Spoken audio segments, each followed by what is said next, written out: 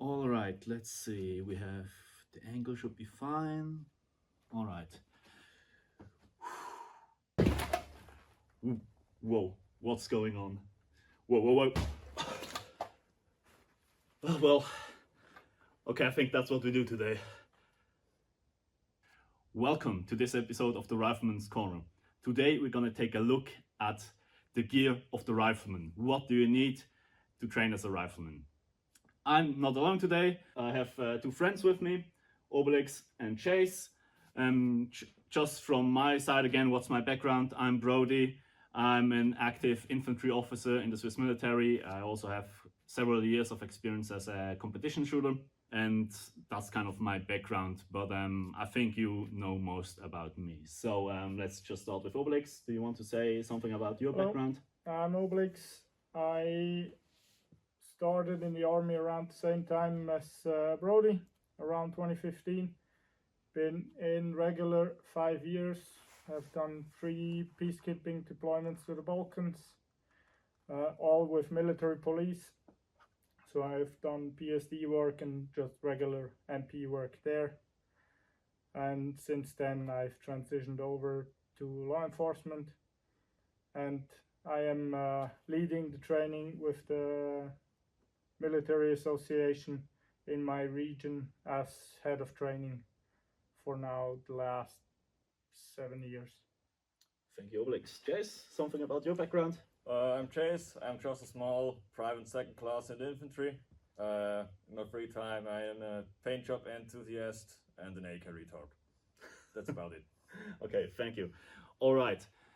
About this video, first thing we will do is we take a look at some basic gear that are 3 pieces of kit that you should bring, that you should get if you want to start training with infantry association or military associations in Switzerland, or just regular by yourself on the range.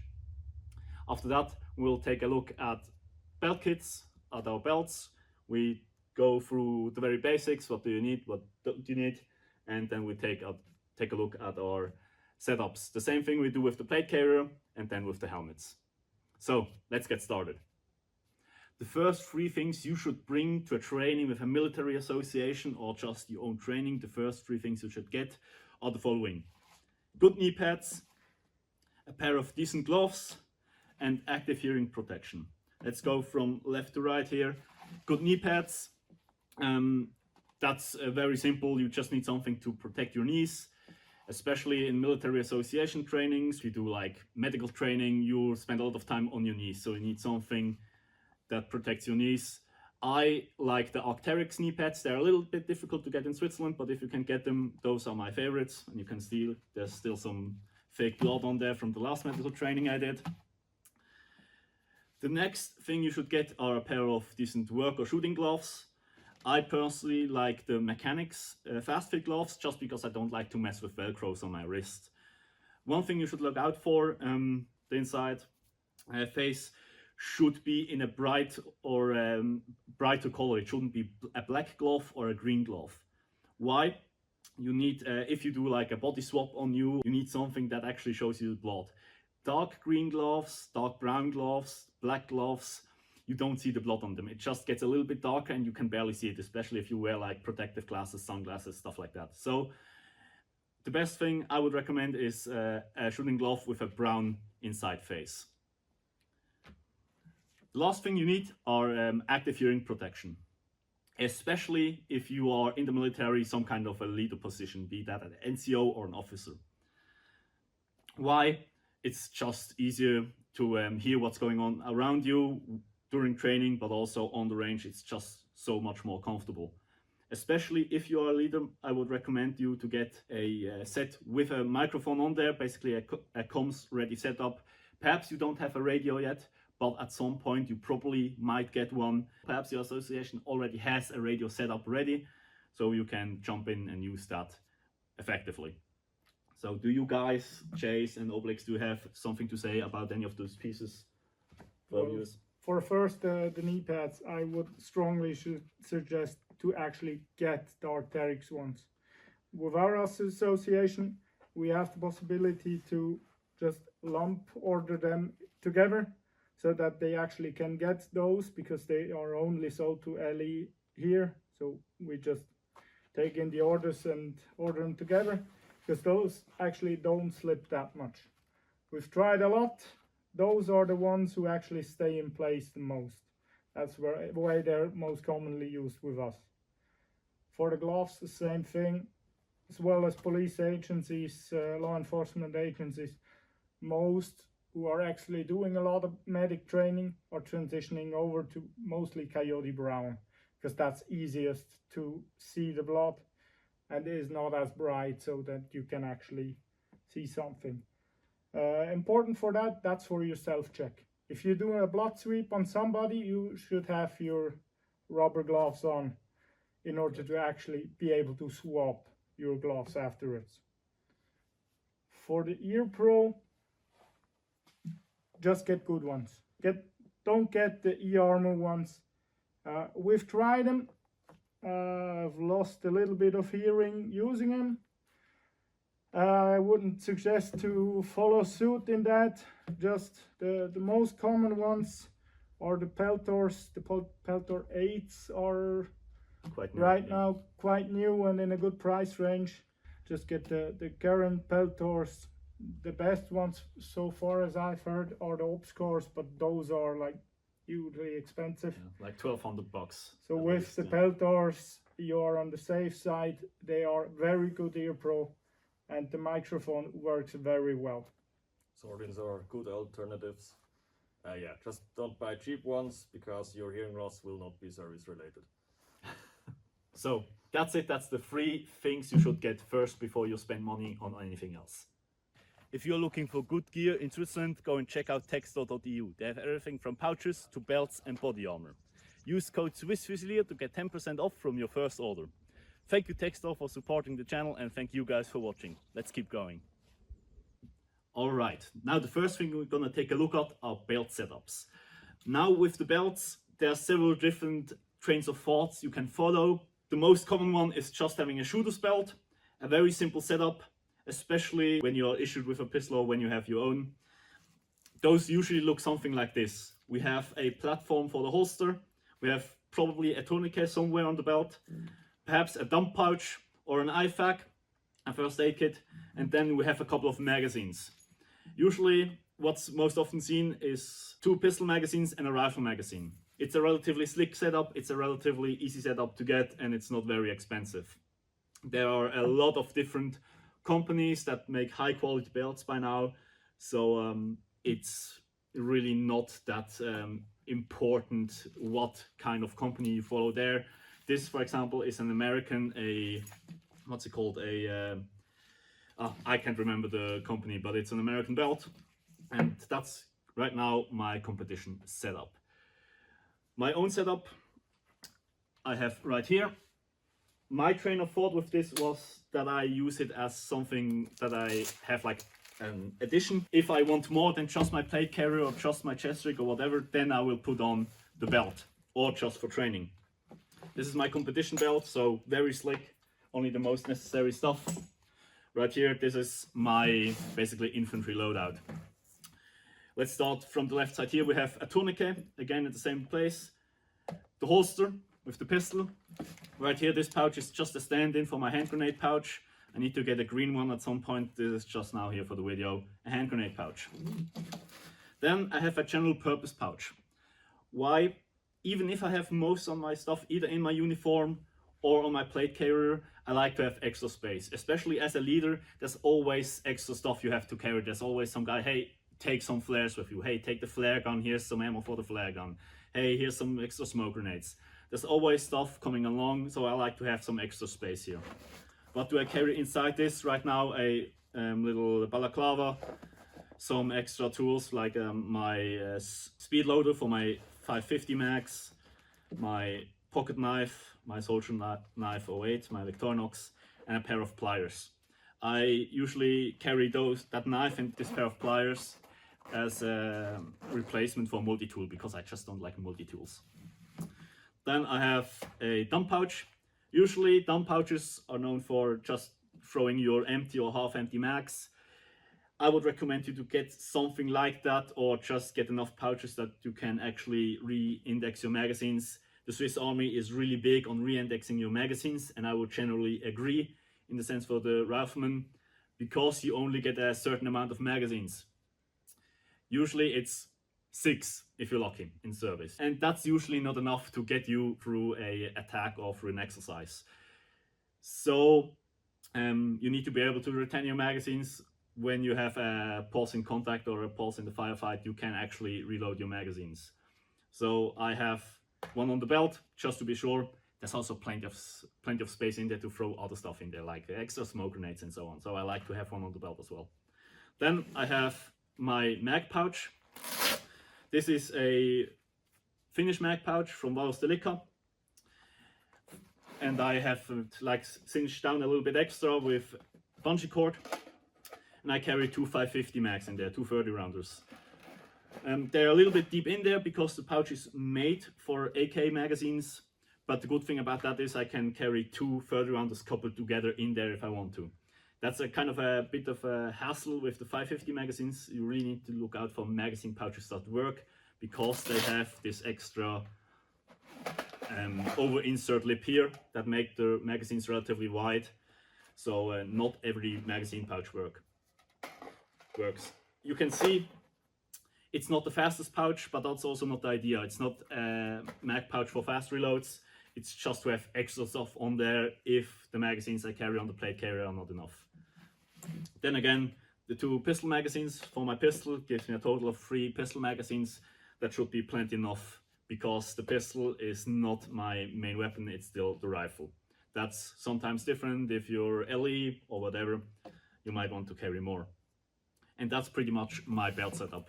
Last thing, my belt I can carry either on a Velcro inner belt, or I have a Delica pad in there, just so I can carry it over my camo jacket or camo shirt. It's just a comfort thing. That way I can take it off, it's just Velcroed in there, put it on my pants if I want to have a bit more rigidity, or if I have to wear it for a long period of time, I usually wear it like that. And that's my belt setup. Alright, so Obelix, let's take a look at yours. So let's go over my setup from left to right. First, the inner belt is a Faro Concepts belt. I tried as a standalone. I wasn't really happy with it. I'm bigger on wider belts. I like the war belt setups, which I use in law enforcement as well. I've been using them in the Balkans for quite some time and been happy with it. So the inner belt is a Faro Concepts Bison, I think, and the outer one is the smaller version for the direct action battle belt, which works quite well. Important, if you get that, the Velcro is reversed to the normal belts, so you have to get their inner belt as well. Then I have a hand grenade pouch. That's just a Lindnerhof one. Then next I have my pistol. In service we use Glock 17s in my MOS, so I have a Glock 17 setup as well, but in a Safariland holster, and I currently have it with light and optic in an ALS. Using that with a thigh strap that it actually stays put when I draw it. Going back, I have a 40mm pouch. That's a rip-off of some kind of American pouch from China. Because it isn't sized properly, it's larger. It works really well for the small Swiss Army smokes. It has exactly the size I need, so I can keep one on the belt and use it quickly. Going back, I have an Algene pouch, which actually fits our service canteen really well with the cup on there. So I have one of those with me. Further back, I have my AFAC. That's a direct action one as well. Been really happy with it. It actually stays put. With the Blue Force gear I used in LE for a long time, I always had problems actually falling out. That one has much more Velcro. It never slipped out, and it has space for a tourniquet on top of it. Next to that, I have just a regular double mag pouch. Works really well for two coupled 550 max 30 rounders as well as 20s. So I usually keep it empty unless I need to plus up on ammunition. So I always can put a smoke in there, put a radio in there to direct exercises. Coming around to the left side, I have just a pouch with insert in there to hold one 550 30 rounder, and in front I have a little space I usually use for a pen to mark targets. In the pouch I currently have my service safety glasses. You get those when issued when you're in the army. Just keep that little rubber band, otherwise they like to fall off, at least with me. In there I have my service compass, just to navigate, and in there I have my multi-tool. I am quite big on multi-tools, so I always keep one on my belt. In army use as well as LE, I tend to use it quite a lot, although the blade is the most used part of it. On the back I have a carabiner that's hooked just to the dump pouch I have to hold my gloves.